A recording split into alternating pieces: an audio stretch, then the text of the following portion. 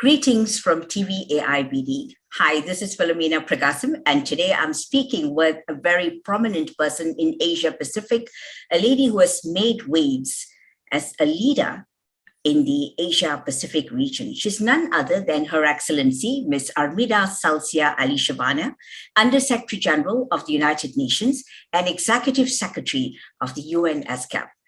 Welcome to the program, Your Excellency. It's wonderful to have you today on TV AIBD. Good morning, Philomena. My pleasure to join this discussion.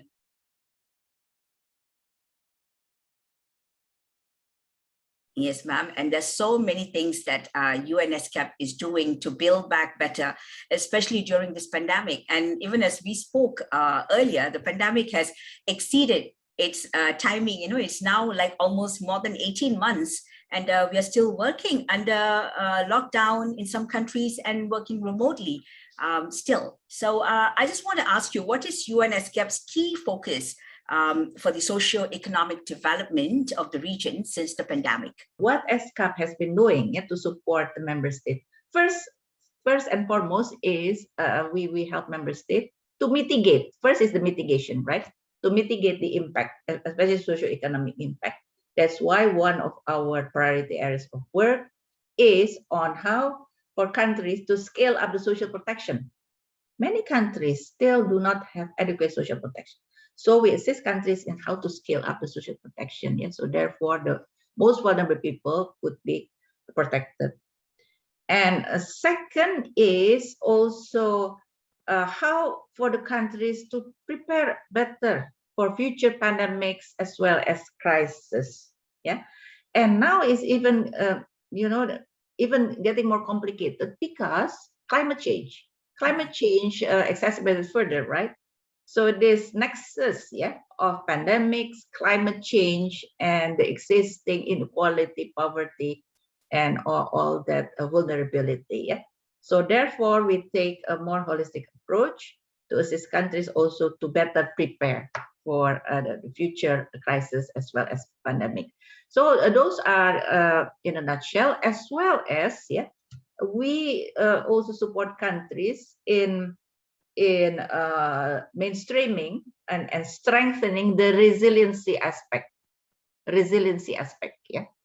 So not only sustainability, the inclusiveness, but also the resiliency aspect of many, including, for example, in connectivity, in the value chain, and so on and so forth. Wonderful efforts there, Excellency. And you talked on the social aspect. You also touched on climate. And one knows that, for instance, in countries like Thailand, the haze is quite a prominent thing. And you said that there was a respite because people were not going out. There was less carbon monoxide emissions, perhaps. So I think the environment and is also one of the crucial areas that ESCAP is looking at. Besides, you also focused on connectivity, resilience. These are all key issues, I think, that is facing the people today, not just in Asia Pacific, but I think these are global issues that are upcoming. I just want to ask you about some of the improvements that ESCAP is doing socially. For instance, you talked about unemployment. I think these key issues are still existent.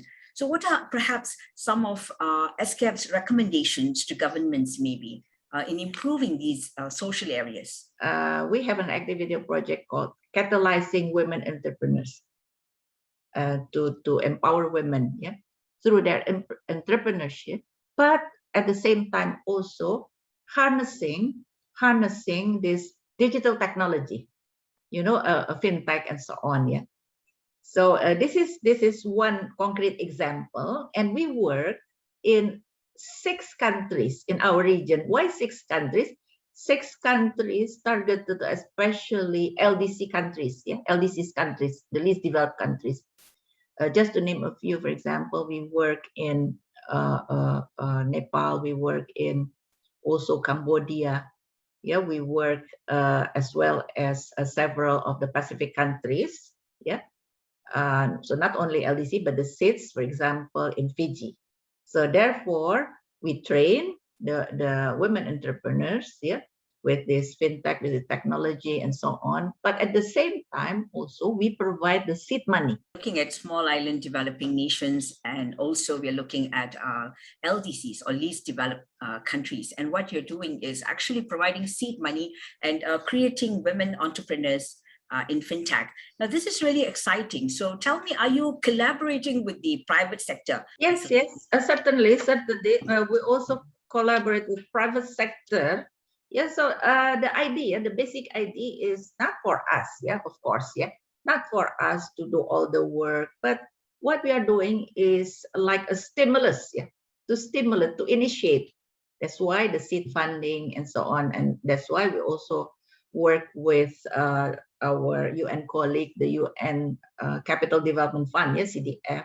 We work also with private sector in several of the countries, like in Cambodia and so on, to scale this up further. We train the entrepreneurs, of course. We work with the respective local NGOs, CSOs, private sector, and so on. So we hope, we will have this multiplier effect. And at the same time, as we are aware, we know that the intervention, a good intervention, whether through education, through the economic empowerment of women, the impact will be multiple. So it's not only about the jobs, about the entrepreneurship, about the MSMEs, but at the same time, the woman can support better also their family, right? Because they have this, this better livelihoods, and so on. And I think these are so vital, multiple effects that it will have on women, especially now when we look at the pandemic. So many women actually have lost their jobs. I think statistics show that women are at the losing end, actually, right? More than the other gender. So I think these kind of hand-holding efforts by the ESCAP is surely going to prove beneficial for many, many upcoming women entrepreneurs. I'm speaking with Her Excellency, Dr. Armida Alisjahbana. And from 2009 to 2014, more than 5 years, she was Minister of National Development Planning and the head of National Development Planning Indonesia. And Her Excellency has served as co-chair of the Global Partnership for Economic Development Cooperation and also alternate governor of the World Bank and alternate governor of the Asian Development Bank. And she has been with ESCAP for the last 3 years. And these 3 years, Excellency, is very exciting because September 2018, 2019, the world was still okay. But when we went to 2020, after I saw you in Bangkok, none of us expected this pandemic. And nobody thought that we are going to be leaders who are actually leading in a new norm. How does that make you feel, Excellency? Yes, definitely nobody foresee this. For sure. This pandemic is like no other crisis before, in scale and scope and impact, definitely. But at the same time, the pandemic also has created this structural, I would call it structural disruption. Our economy, the way we work, the way we study, the way we learn, the way we communicate, and so on and so forth. So our hope is, that we are going into the direction much better, not going to the situation pre-pandemic, much better, more inclusive, more sustainable, more resilient. The second is, again, I think everybody is talking this, the power of digitalization, how digitalization also offer opportunities as well as maybe also some effects, side effects if we're not careful on the economy, as well as it will be key in the development in harnessing our future human resources or the human capital.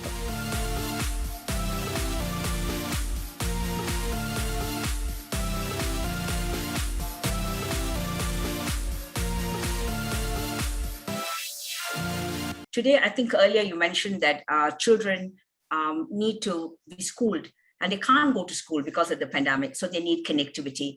And people need to work. So they need to have connectivity in order to be able to work from home. And so digital inclusivity is a key factor, even for invigorating women entrepreneurs with e-commerce, and so much of things can be done with just connectivity. And if you look at studies recently done by ITU, 25%, only 25% of LDCs are actually having the ability to be connected, digitally connected. And we're looking at a vast group there who are not connected. So there are some kind of interesting findings on LDCs. Perhaps what would you and ESCAP recommend, perhaps in your capacity as a executive secretary, Excellency, to governments in this aspect of digital inclusivity? We have recommended, and we are continue recommending two fronts, two aspects. The first aspect is on the supply side, more on the hardware side, the need to invest, right, to scale up this investment on the accessibility, meaning a lot of investment needed on the hard infrastructure side, Yes. Including the equipment and so on, including the details like laptop, and so on and so forth, right? For all walks of the society, education sector, government, the health. Now we have telemedicine, offices, now is in many instances more convenient to work from home, and so on and so forth, that's the supply side infrastructure, the hard infrastructure. You need investment. You cannot, rely only government. Of course, government, especially in certain cases, the basic infrastructure, remote areas, right? But then, of course, the public-private partnership. Second, and equally important, is from the demand side or user side, because again, this has changed everything. The way we work, the way we study, and so on. It's not enough. I think the way you have to do it, the seminar, the webinar, to be interesting, to continuously get the engagement of audiences, you have to do it differently. So for this, you need to train. This is another investment. This is another priority, which, I hope is not being overlooked. That's why we also, our advocacy, our recommendation to governments, not only governments, but to stakeholders is please also pay attention, please prioritize on the demand side, on the user side as well, because the change in the behavior, not the behavior, your skill set needs to change, and you need to invest also on that. Fantastic. I think these are key points that need to be looked at when you're talking about connectivity. And I think ESCAP is surely invigorating quite a bit in this area. I would like to touch on the environment, Excellency. People might be thinking, ESCAP has always come out with lots of new strategies for oceans, for the environmental development. And I think now we have a new environmental issue. People are just dumping their masks everywhere. I think that is the latest, waste that's coming up from the pandemic. So what are perhaps some of the initiatives of ESCAP you have come out with a recent research on environment? Yes, one is more on the framework, broader. And of course, we also have concrete, concrete support, concrete related work. So let me start with the more framework, the broader one.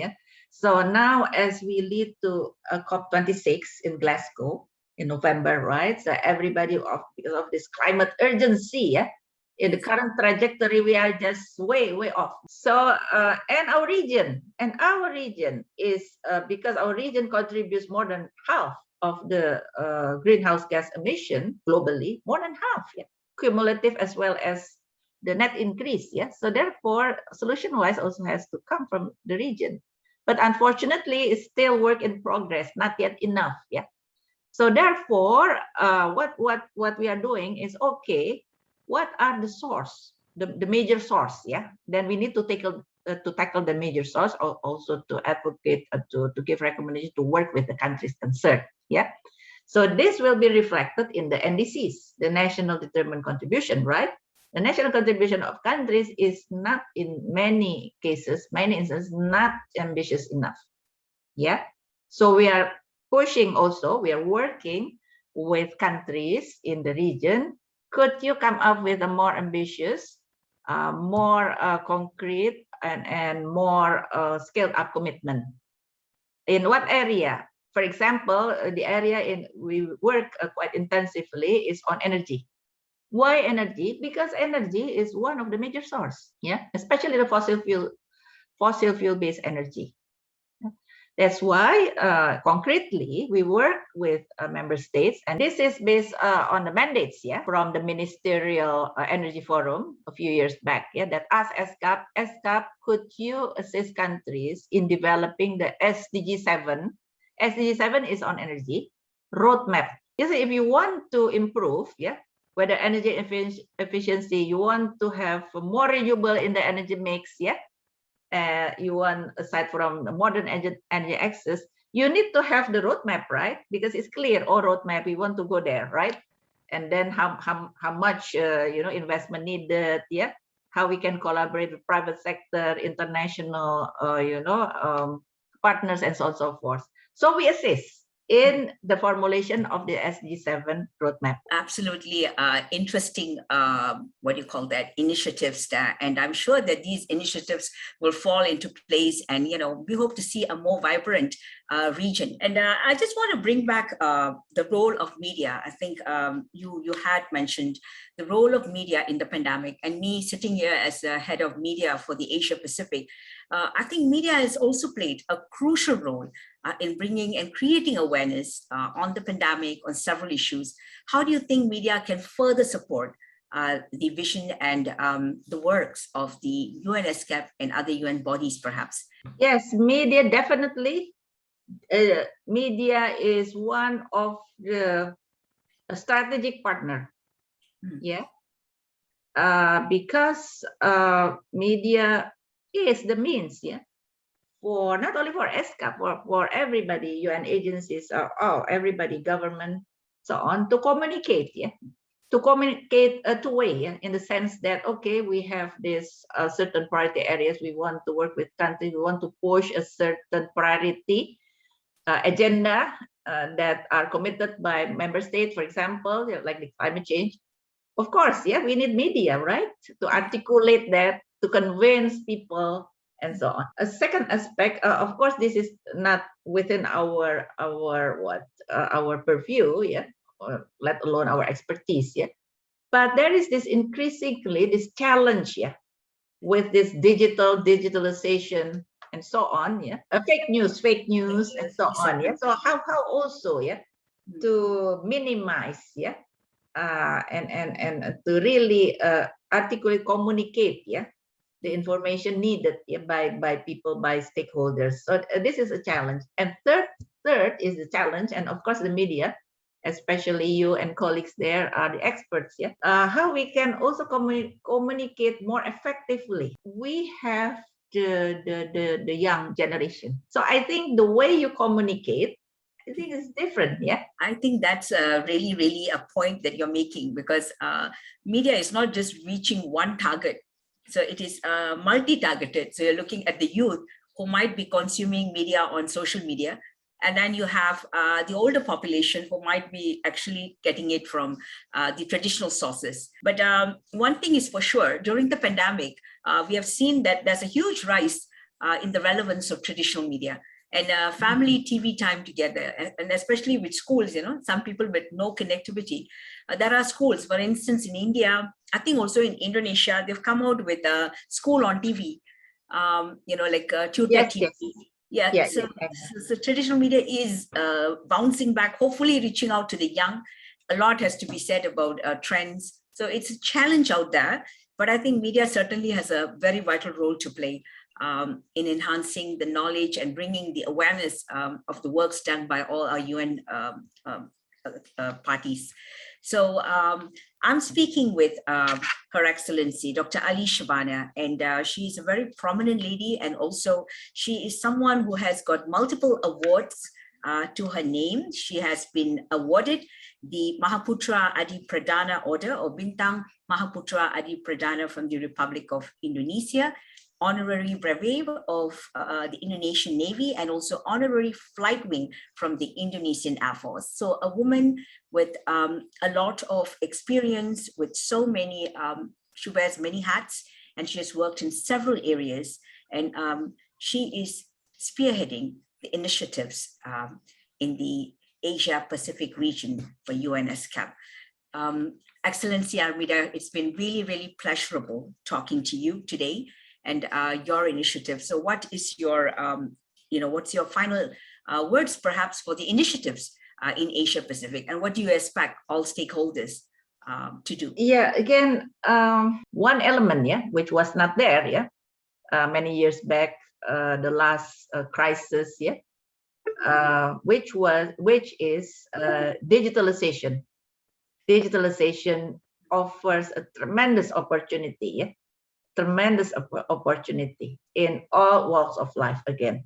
So if we could harness this, to our advantage and to come out of this crisis much better, stronger, smarter, and also this three tagline again, I will repeat: more resilient, more inclusive, and more sustainable, then I think we are going in the right direction. Wonderful. I think you are spelling of positivity from the time I started this interview. Excellency, you've been talking about how the pandemic has actually provided opportunities, and you've looked at three key factors that will actually help the ESCAP and also all other organizations. I'm not just talking about the UN bodies, but I think this is a lesson that everybody can take back and build back better. And the quantum leap where digitization is concerned, I think it's superb, because the pandemic has actually accelerated this huge leap for development in mankind. And so even we're talking about, you mentioned about webinars, and seminars became webinars, or training became online training. So these are things we never thought of, but the pandemic has provided us with alternatives, and human beings are always resilient, Excellency. So I think that's a key word here. We are resilient and we are moving forward. Thank you so much, Excellency. Thank you so much. And I wish you all the best in your endeavors. Thank you. Thank you. My pleasure, as always, Philomena, and success to you all.